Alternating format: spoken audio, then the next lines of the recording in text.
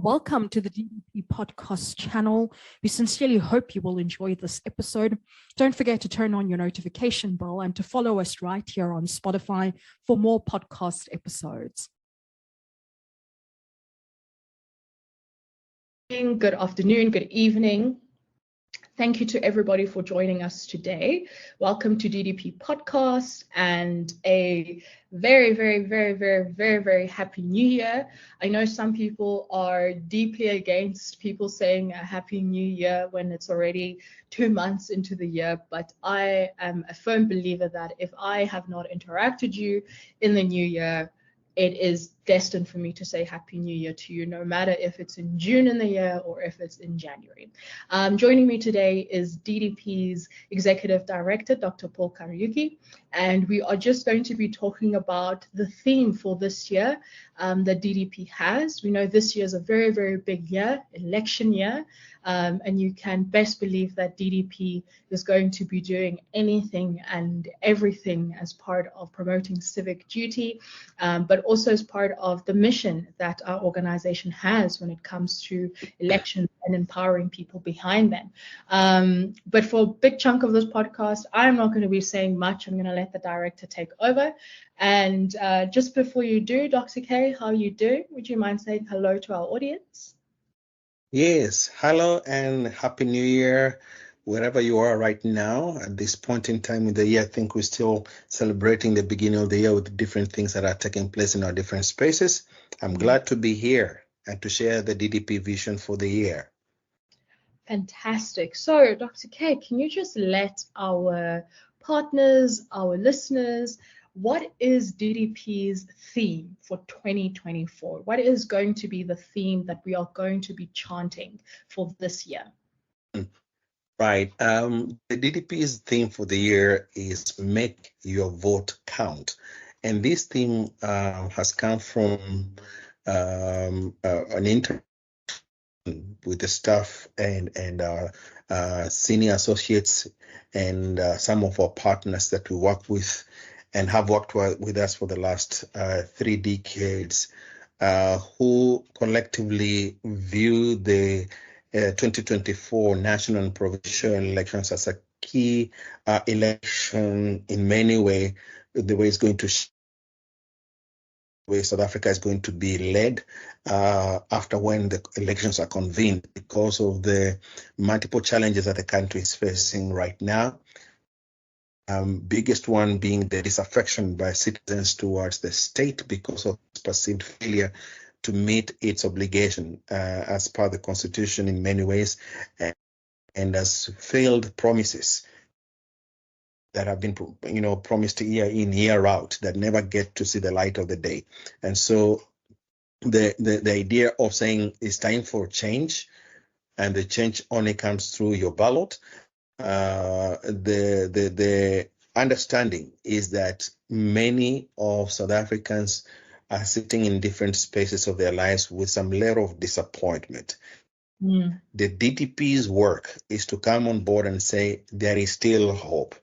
And there is still hope because you still, as a citizen, have the one powerful mechanism that you can bring the change you desire to see, and that is through your vote. So that theme was crafted based on those kind of conversations we had with different stakeholders and also with our own staff team and associates, trying to figure out what could be a most compelling theme for the year, that to motivate people to rethink about their different stances around what this country is about at the moment, what democracy is all about, what's the role of individual citizens, and what is the capacity that we have as citizens to co-create a nation that we are happy about. And then we came with this theme, your vote count. And I hope that come the election day when it to be proclaimed, all eligible voting South Africans will line up and go and exercise their power. Make your vote count, make your vote count. Most recently, one of the events that DDP held was a reflection on the past SONAs leading up to this year's SONA address.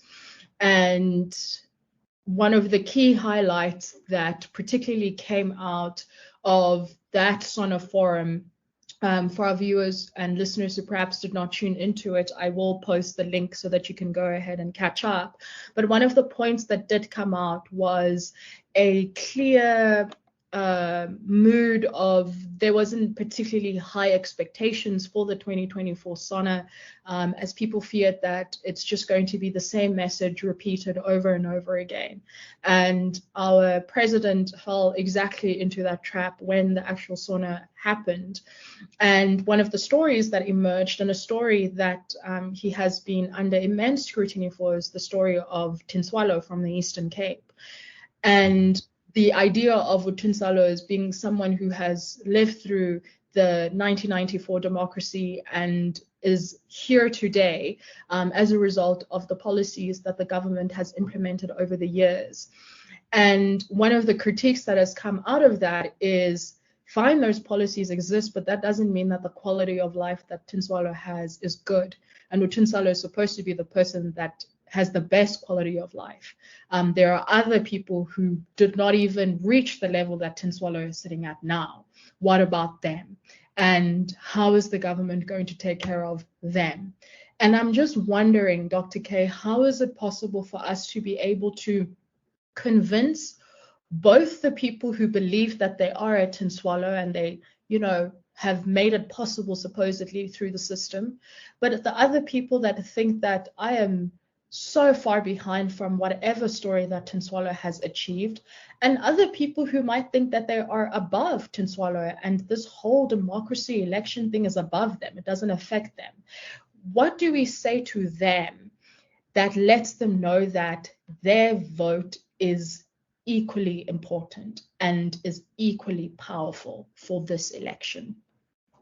Yeah, that's a very interesting perspective, because as you correctly framed, the citizenry at the moment is divided into different enclaves based on their own perception of either how the government has not been able to meet their aspirations, or how they have not managed to transcend some of these, traditional political parties that have remained. They've been part of their lives since their great grandparents have been were around, and so there's different enclaves of how the voting public is divided at the moment, which is one of the things that makes it difficult, or challenging rather, in reaching them to all these different enclaves with a message that is still compelling, that can still give life somewhere where there seems to be some level of death or some sort. And the thing is that our messaging is that there is not such a thing as a vote that doesn't matter. In fact, as DDP we say, if you do not vote, what you're doing as a citizen, you're ignoring history, and you're giving away your future. In other words, you're relegating the responsibility that you have constitutionally mandated to shape the affairs of this country, irrespective of where the matters of the country are right now. And so, irrespective of which enclave a citizen belongs to, there is one opportunity to bring the change you desire. And the change can only come through voting, because we believe as DDP, voting is expression of our commitment to ourselves and to one another, that this country can always be better. Not that even after one election things look right and we relax. We want to make sure that we continuously engage and do what we need to do, because if we do not do that as citizens, we are relegating our future into people's hands who probably may not even have our interest at heart as a nation. And then we go back to the same enclaves and frustrated and feel sad about ourselves and about our nation. Because when we vote, what we are taking back is our power to choose who we want us to lead, our power to speak up against the things that displease us, and our power to stand with those who support a collective, socially just society. And, given the range of challenges that this country has been facing, which are not unique to South Africa, we look across the continent and around the world, there is same challenges, only that the contexts are different. But there is this one thing that keeps guiding us all together as citizens. Number one is to know that once every 5 or whatever 4 years, maybe in some other countries, there is one opportunity that is equally provided for everyone who is eligible to vote to go and exercise their power. Now, we say as DDP that this is the only opportunity we have to be able to determine the direction that this nation needs to go and to follow. Whilst at the same time, make sure that the leaders who have been given that mandate and they couldn't deliver it, get some time off leadership opportunities and give a new administration a time to rethink the different directions this country needs to go. Enclaves, the message is one: do not despise the power of the vote that you have in your hands, because it's the only tool that you're legally provided for to change what you don't like. That has been our message. Yeah, of course. And it's a running joke from people who study politics that you go up to someone and they're complaining about something that the government is doing, and the first thing you ask them is, did you vote in the last election? And if they say no, you say, well, sorry, this is what you get. It's very true. It really is important, and I like what you just said, that this is not an opportunity for people to just sit back, because when you do sit back, you are effectively saying, oh well, I'm okay with whatever the outcome is. And if that's the case, you can't complain when things go badly, fortunately. Then Dr. K, our listeners and our partners are pretty sure are sitting on the edge wanting to know, what does DDP have planned for this massive year? Could you perhaps share a very brief overview and some events to highlight that people can tentatively put down, that they should put down on their attendance list for this year? Great stuff. Yeah, so being an important year, as we've been mentioning, and that also democracy education and voter education has been part of DDP's work for the last 30 years. We have put a very big plan, which we already now in the process of executing the different parts of the plan. The whole big plan is to mobilize citizens to vote. That's a big plan. That's what's driving what we're doing. But this plan is composed of three different approaches. The first approach, of course, is to create platforms as country in this year through their vote. What do they want to see? How do they want to see what they desire panning out? And so we're going to be creating a lot of platforms through community dialogues, through public forums, through political forums, through workshops and seminars with different stakeholders across the country and across, of course, the KZN where we are based. That's one platform. The other platform then to do this is to recruit election observers. We believe civil society has a serious role to play in ensuring that the elections are conducted in a free and fair environment, that they are above reproach, and there is no room for any electoral fraud. And that's a serious oversight mechanism that civil society needs to have. So we're putting together for the first time up to 3,000 observers. And we are busy working on the details and the recruitment, and the third part of that is an electronic platform that we're going to use this time around. It's a first of such kind of work in the history of our organization, to go paperless. And this means that we're going to have all these observers and related work they're going to do. Everything will be electronically directed, collecting information, real-time information. And under this electronic digital platform, we're going to conduct three things. So one is registering all of observers in that platform. Two is to use that platform to collect data that will help us to do what we're calling voters roll audit.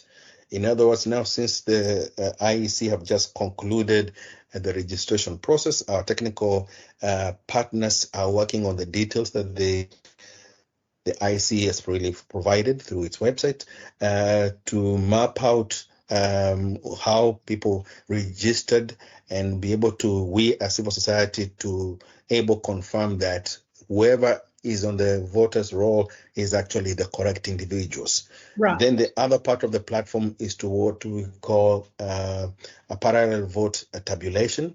This will happen during the election day, where as people vote, our observers in the different voting stations will be able to transmit real and live data to us, and we're able to match what IEC have and what we have to be able to confirm together with the IEC that the elections, first of all, was free and fair, and secondly, the data that we have and the data that IEC have correlates, meaning that the system was above reproach on another end, and that is the oversight part of our mission. So these three prongs are going to be speaking to each other because one feeds into the other. So the mobilization feeds into the recruitment of observers, and the recruitment of observers and the observation feeds into electronic platforms where data will be collected, and then through the systems that we put in there, be able to generate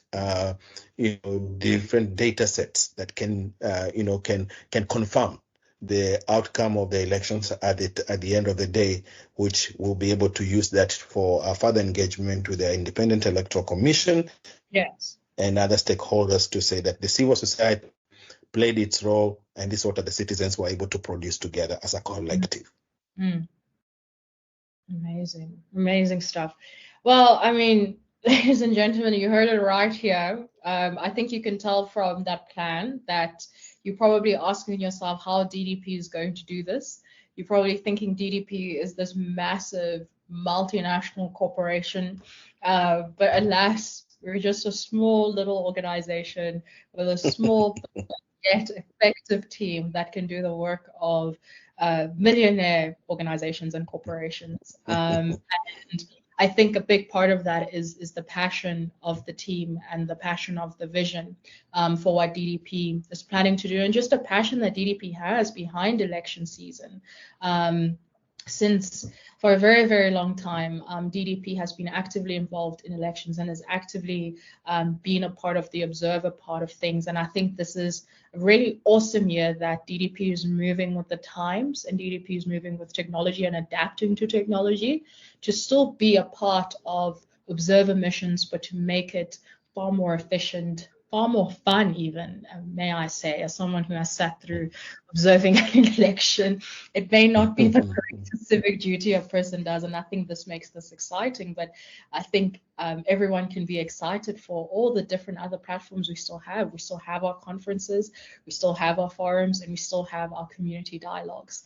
It's a big, packed year ahead, and as Dr. K has said, the most important thing to remember whenever you're engaging with us, at whatever capacity you decide to engage with us, the main thing that we are marching on for this year is #MakeYourVote count. And we're going to continue even saying that past the elections, because it doesn't just end at these elections coming up this year. Your vote still counts for the local government elections, which are, less than 2 years away now. So it's a continuous cycle, and I think, Dr. K, it's a theme that doesn't age. And as a result of that, I think that makes everything so exciting. Just as a last question for our listeners before we wrap up, for you, Dr. K, what excites you about South Africa's 30-year democratic anniversary? I think there are three things that do excite me. Number one is the power of ordinary citizens that they possess in changing the status quo when they choose to use the power that they have. That excites me most because I've seen it in previous elections. I've seen it in daily activities of ordinary citizens in communities when they decide to do something that they believe is in the best interest of themselves and of the community to co-create society that they are happy to live with. Number two, what excites me most is a very robust civil society in the country.